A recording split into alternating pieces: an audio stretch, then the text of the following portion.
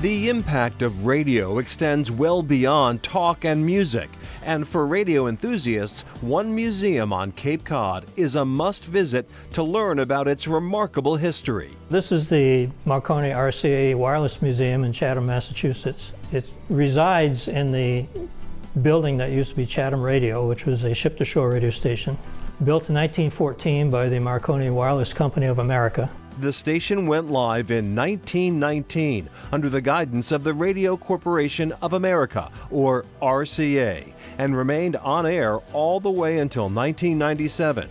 But this wasn't your typical radio station. The station only ever communicated in Morse code, with the exception of the 1980s and beyond. We added radio teletype as well, but prior to that it was 100% Morse code.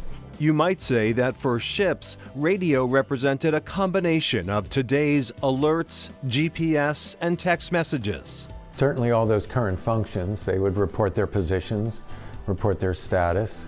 In the early days, they could actually get a position fix from this radio station if they were not quite sure where they were.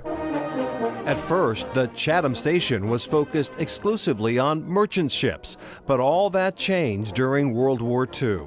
In 1942, the U.S. Navy came in and took over the station, and it became a secret listening post in which they intercepted messages between German headquarters and the U-boats, the submarines, in the North Atlantic. So this is our new exhibit this year. It's the 80th anniversary of the end of World War II.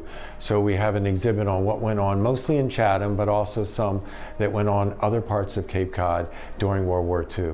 And there were as many as 30 or 4 operators in this building at a time, listening to many different frequencies. When the war ended, Chatham Radio's role in the global shipping industry had been firmly established.